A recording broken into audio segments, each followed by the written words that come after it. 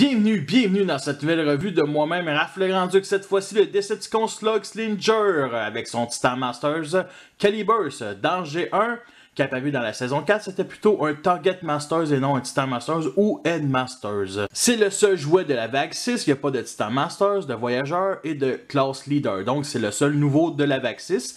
Et j'ai même pensé, vu qu'il était tout seul, qu'il n'aurait jamais sorti au Québec. Heureusement, j'ai tort. Vous avez compris, c'est de classe de luxe. Vous avez remarqué, il y a un artwork au-dessus de sa boîte avec un différent de ton de bleu comparé à la figurine. L'artwork me rappelle beaucoup celui de Top Spin de la même gamme. Sur le côté gauche de la boîte, on a la continuation du artwork. On remarque beaucoup plus le torse. À l'arrière de la boîte, il y a bien entendu toujours une petite bio. Grâce au pouvoir des maîtres titans et des Decepticons refont surface pour détruire les Autobots.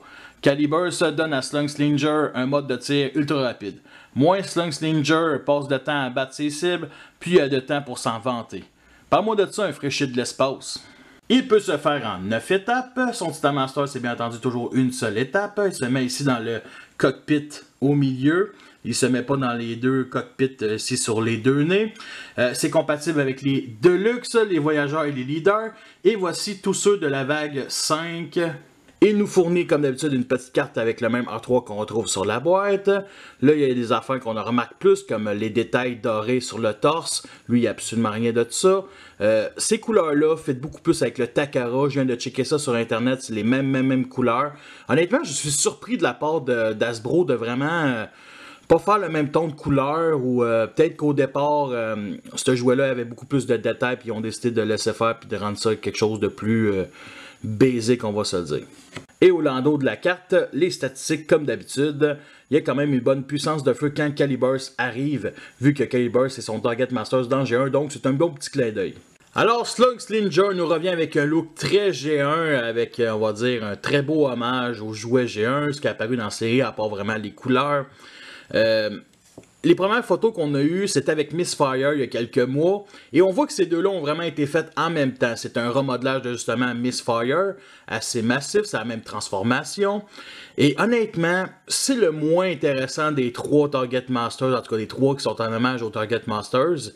Il vient bien compléter le trio, ça c'est très bien apprécié, mais il existe aussi une autre figurine de Slug Slinger qui est sortie dans la gamme Energon que j'ai fait la revue il y a un an et il est 100 fois mieux, même si c'est un hommage avec beaucoup de liberté. Côté couleur, on trouve bien entendu le bleu turquoise très omniprésent. On a un blanc crème ici peinturé sur le torse ainsi que sur le visage. Sinon, on a des pièces qui sont justement la même couleur blanc crème un peu partout, mais c'est les moules qui sont faits de même de cette couleur-là. Et une chose que j'aime bien et qui enlève le côté monochrome des deux couleurs de base, c'est qu'il y a plein de petits détails qui fait vraiment années 80, très G1, comme sur les épaules, on a un genre de carré violet avec un cercle rouge avec des petits rectangles noirs. Ici sur le torse, ce qu'on voit beaucoup mieux, on va dire en mode alternatif, on a mettons des formes violettes et rouges, qui fait vraiment console des années 80. On a ici des rectangles violets avec du jaune et du noir. Fait que c'est vraiment le fun. Et bien entendu, on a le seul symbole Decepticon en mode robot ici sur le torse. Et juste derrière, je dirais un faux cockpit comme on retrouve sur les Seekers ou une des variantes comme Acid Storm. Une chose que j'aime vraiment pas de ce jouet-là, c'est les ailes ici qui sont beaucoup trop basses, beaucoup trop grosses. Et c'est vraiment décevant. Pourtant, c'est ça son look dans G1, mais il aurait pu faire quelque chose de mieux. Et savez-vous, c'est quoi le pire dans tout ça? C'est que vous remarquez peut-être pas, mais ici, il y a un trou qui a été où est-ce qu'on met les ailes pour le jouet de Mistfire. En réalité, toute cette partie-là vient de Mistfire. Et il aurait pu juste plugger ici les ailes là-dedans et ça aurait été déjà un petit peu mieux, puis on aurait pu même les pivoter pour vraiment faire des ailes un peu à la Seekers et ça aurait été parfait tant qu'à moi, mais non, Hasbro a été paresseux là-dessus. Voici un petit close-up sur sa tête. Vous remarquez que son front fait vraiment la moitié de la tête. Il y a un front qui est quand même très arrondi. Il me rappelle celui de Brown G1. Il y a des minuscules yeux rouges dignes de fumeur de pote. Bref, c'est un chinois de l'espace. Par contre, le visage de couleur blanc crème est très bien exécuté. Et j'irais même juste plus loin. Je trouve que son visage, sa tête me rappelle beaucoup, admettons, un jeune Megatron dans AEW. Et sérieusement, ça serait idéal pour un custom.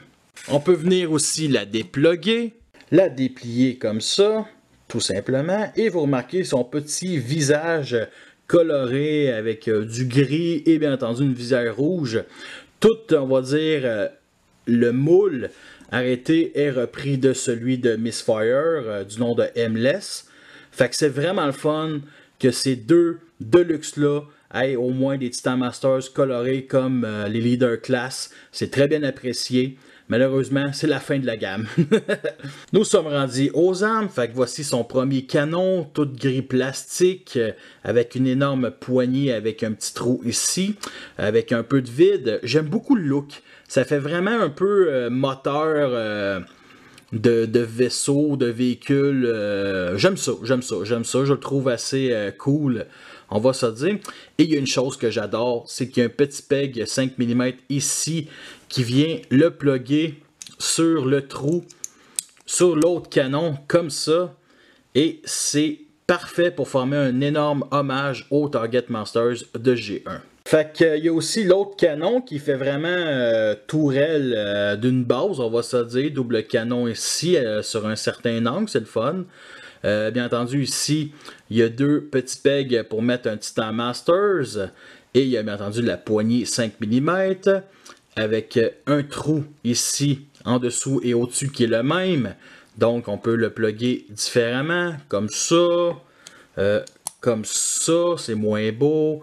Sinon, la manière dont je viens de vous montrer, sinon, comme ça. Et on peut le configurer en tant que tourelle, comme ça, pour une base, tout simplement. Et je vais être honnête, c'est une des meilleures armes de toute la gamme Titan Retoon, ok? C'est vraiment...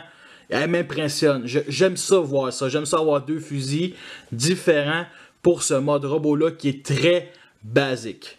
Pour ce qui est des articulations, on a une tête ici qui pivote comme ça, de gauche à droite, surtout un peu vers l'avant, vers l'arrière, c'est quasi impossible. On a les épaules qu'on peut lever comme ça. On peut bien entendu pivoter au 60 degrés, mais à cause de l'aile, ça l'empêche de passer. On peut pivoter l'aile pour faire comme ça à peu près, si on veut. Bref, on peut pivoter aussi la partie de l'avant-bras et bien entendu les mains, on peut les pivoter un peu vers l'intérieur, mais qui est une étape de transformation. La fourche peut pivoter 60 degrés, mais les petites ailettes que vous voyez, ces tibias pognent toujours les grosses ailes, fait que ça m'énerve en esti. Mais bon, je peux juste vous montrer de gauche à droite. Ça va être correct. Sinon, on a bien entendu les jambes qui sont sur bas joint. On peut faire les grands écarts comme on veut. On peut les pivoter comme ça. Parfait. Les plier vers l'arrière, mais qui est une étape de transformation. Et bien entendu, les pieds et les talons, on peut les rabaisser comme ça, qui est encore aussi une étape de transformation. Alors, pour ce qui est de la stabilité, vous remarquez ici les pieds avant puis les talons. Donc, il ne tombera pas à l'avant ou à l'arrière. Le voici en comparaison avec Sunslinger Energon, qui est un excellent hommage justement au personnage G1. Et lui est vraiment génial dans sa conception, sa transformation. Juste le fait d'utiliser les deux nez de l'appareil comme jambes, c'est parfait, ok? Lui, ben, c'est tout simplement le backpack gigantesque, immonde, avec les ailes ici. Mon Dieu que c'est affreux. Mon Dieu que c'est affreux. Lui est tout simplement génial, même s'il prend une certaine liberté au personnage G1. Sérieusement, je suis un complétiste, j'adore G1, mais cette version-là est 100 fois mieux. Puis juste le backpack, là, tu sais, il n'y a rien, il n'y a absolument rien. Puis juste la manière dont il met les ailes, là. Les ailes, on peut les mettre comme ça, qui, faut l'avouer, ça fait vraiment un peu délire, on va se le dire. On peut même les baisser, faire comme on veut, comparé à lui, qui sont juste tout simplement mis de même. Le voici en comparaison avec Trigger Happy, qui est sûrement un des meilleurs de la gamme. Mistfire, qui n'est pas le meilleur, pas le pire. C'est un remold de Mistfire, justement. Bien entendu, vous remarquez qu'il n'y a pas le même torse. Il y a les mêmes bras, par contre, il n'a pas les mêmes épaules. Il y a la même fourche. Tous les trois partagent aussi les mêmes jambes. Et vous remarquez que ce Trigger est sur Mist, il y a quand même beaucoup de détails. Et sur lui... c'est juste sur les tibias qu'il y a des détails, le reste, il n'y a aucune couleur, donc très monochrome, c'est vraiment décevant. Plus les vagues s'enchaînent, plus c'est décevant. Heureusement que c'est le dernier. Ce trio fit bien entendu avec les autres de la saison 4 de G1. Et bien entendu, ils accompagnent très bien les Seekers dans la guerre pour Cybertron. Nous sommes rendus à la transformation. Si vous voulez voir du mode alternatif au mode robot, je vous conseille d'écouter la revue de Mistfire et de Trigger Happy qui est sur ma chaîne. Fait qu'on va enlever les armes. comme ça, les mettre de côté, tout simplement, ainsi que la tête, on la déclipse. On va commencer par déclipser les épaules avec cette pièce-là et on va la mettre sur un certain angle, ainsi que le bras, tout simplement, et on va remettre la main ici dans le bras. L'autre bord, c'est la même affaire, comme ça, comme ça. Clipser ici les jambes ensemble. On va plier ici le nez de l'appareil qui est arrêté juste un seul morceau, comme ça, et ça va venir se clipser. On va tirer les jambes, mettre les talons ici à l'intérieur et les pieds sur cet angle-là. Et là, ce qu'il faut faire, c'est mettre les deux parties, on va dire, grises, qui est des cuisses, sur un certain angle et juste replier les jambes comme ça. On va monter les ailes sur un certain angle, on va venir clipser ici le bras sur le petit trou des jambes et ici il y a un petit trou rectangulaire, on vient l'installer sur le peg sur le bras comme ça. L'autre bord ne fait pas exception, on place, on rabaisse l'aile, parfait, et ça s'emboîte super bien. On vient plugger les armes en dessous de chaque aile, vous remarquez que c'est un genre de trou 5 mm qui a été un propulseur, j'aime bien. On plug l'autre flingue comme ça. Et là, on va ouvrir ici la vitre du cockpit. On prend le Titan Masters, on le déplie, on le met en position comme s'il allait faire un numéro 2. Et ce qui va tenir dans le cockpit, c'est bien entendu ici ce petit talon qu'on vient plugger au centre comme ça. Et ça tient extrêmement bien. Et bien entendu, on ferme l'écoutille. Et nous avons enfin notre Slug Slinger prêt à kicker des culs sur le champ de bataille. Alors, le mode jet est bien entendu un jet cybertronien avec double cockpit, le fameux double cockpit qui me rappelle beaucoup les jets de Star Wars l'Empire contre-attaque, ceux de la planète Bespin, les genres de véhicules policiers orange. Bref, à double cockpit, c'est un pur délire tant qu'à moi des années 80 et j'haïs pas ça. Je vais être honnête, j'haïs pas ça.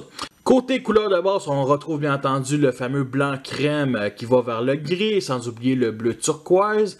On a des formes triangulaires ici, on va dire rouge avec le contour gris foncé avec des petits détails jaunes et bleus. Peut-être que vous ne remarquez pas sa caméra. Très bien apprécié. Sur chacune des ailes, on a le logo Decepticon. Il y en a juste 2 en mode alternatif, donc 3 pour tout le jouet.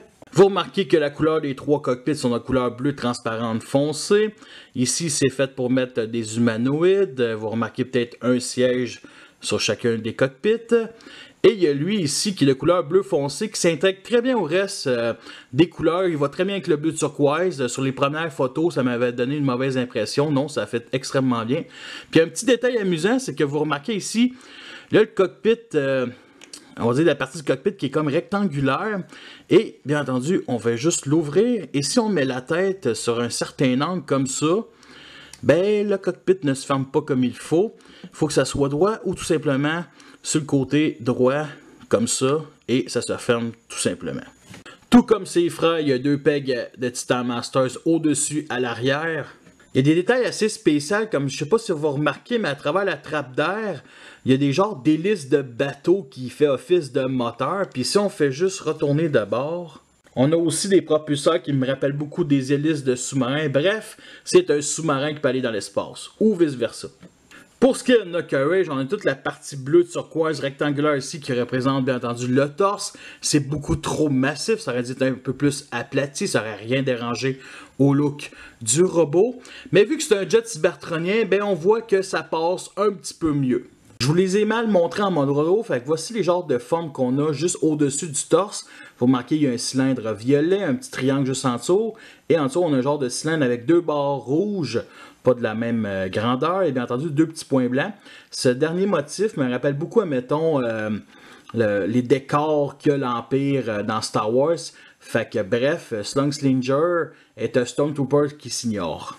Ce qui fait office de train d'atterrissage, on peut appeler ça de même. Il y a 2 petits picots ici à l'arrière qui sont les mêmes que Misfire. Et ici sur le torse, sur Misfire c'était peinturé, donc la peinture décalait, s'enlevait. Là ils n'ont pas fait la même erreur, Dieu soit loué. On peut le mettre sur une surface plate et ça ne pâchera pas d'un bord ou de l'autre. Voici l'en dessous du jet, vous remarquez qu'il n'y a rien de caché, on voit les bras, le torse, bref. Alors, pour ce qui est des armes, si en mode robot, ça passe nickel, ça forme un énorme hommage au Target Masters, ben en mode alternatif, ça fit beaucoup moins. On a bien entendu ce canon-là, qui est de la même couleur que l'aile, donc ça va super bien. J'aime vraiment pas qu'on voit les parties creuses ici, c'est vraiment dommage. Lui, fit beaucoup moins. OK? C'est l'autre couleur, mais c'est surtout que je pense qu'il aurait dû vraiment prendre la décision de faire les deux, ben un des deux en double, et je pense que lui aurait été beaucoup mieux tant qu'à moi que lui, parce que sérieusement, là, la manière dont je vois ça, l'excuse que je vois ça, c'est que j'imagine que sur le champ de bataille, Misfire et Slungstinger, pas Misfire et Trigger Happy, ils trouvent le chemin pour Slungstinger, que lui, il est prêt à bombarder avec son canon spécial une ogive nucléaire ou deux ogives nucléaires. Et je le vois de même. Donc, style, c'est un genre de bombardier, on va dire, de toute l'équipe de la saison 4 de G1. Je le vois de même. C'est la seule excuse que je vois. Mais je vais tout faire pour trouver peut-être deux armes pareilles pour les mettre en tour. Et on peut les mettre sur chacun des trous 5 mm ici sur le côté. Si vous n'aimez pas la configuration en tour des ailes, comme ça, personnellement, en tour des ailes, c'est mieux. J'ai enlevé ces armes et j'ai mis celle de Trigger Happy. Et je vais être honnête, s'il nous aurait juste sorti avec ces armes-là, il est vraiment badass. Il est vraiment beaucoup plus badass avec ses armes normales. Sérieusement, je me cherche un Trigger Happy. Un deuxième encore. En plus, les couleurs du gun fit très bien avec le reste du véhicule. Ça me va. Sur chaque bout des ailes, on a des canons de plus petit calibre. Ça me rappelle beaucoup les crayons de tir Crayola. Sérieusement, c'est la même forme. Et sur chaque nez de l'appareil, il y a à l'extérieur un canon fixe, ici d'encore plus petit calibre, qui nous rappelle beaucoup les chasseurs humains. Il n'a pas à l'intérieur, malheureusement. Par contre, on peut s'imaginer que ça ici, ben, c'est des lampes de poche, tout simplement. Le voici en comparaison avec la version Energon, et je vais être honnête, j'aime les deux. J'aime les deux en mode alternatif.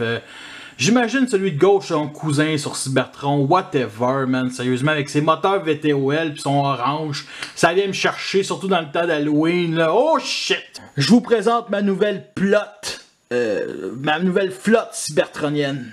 Non, sérieusement, avoir de plus en plus de jets cybertroniens côté Decepticons, là, ça me fait vraiment triper. Puis, ils fit tous bien ensemble, tant qu'à moi, côté look. Voici le genre de pose qu'on peut faire avec cette figurine-là. Nous sommes rendus à la fin de cette revue-là. J'espère que vous l'avez apprécié. Vous avez vu les pour et les contre. C'est une figurine que je vous recommande pour compléter le trio, tout simplement. Sinon, entre les trois, achetez-vous Trigger Happy, achetez-vous Misfire avant celui-là. Alors, côté qualité de plastique, elle reste aussi égale que le reste de la gamme. Côté prix, je l'ai payé 20$, prix fixe, pour la simple raison qu'il y a eu un 15% à mon Tonzora cette journée-là. Quel hasard, je l'aurais pris plein prix anyway.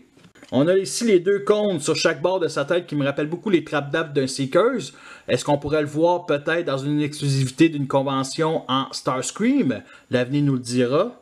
C'est ma dernière revue d'un Deluxe d'Hasbro de la gamme. Il va y avoir Cop Takara à un moment donné, sans oublier aussi Full Teeth qui est le Deluxe avec Triptychon. Bref, fait que merci à tous d'avoir écouté cette revue-là. Fait que sur ça, je vous laisse et à la prochaine.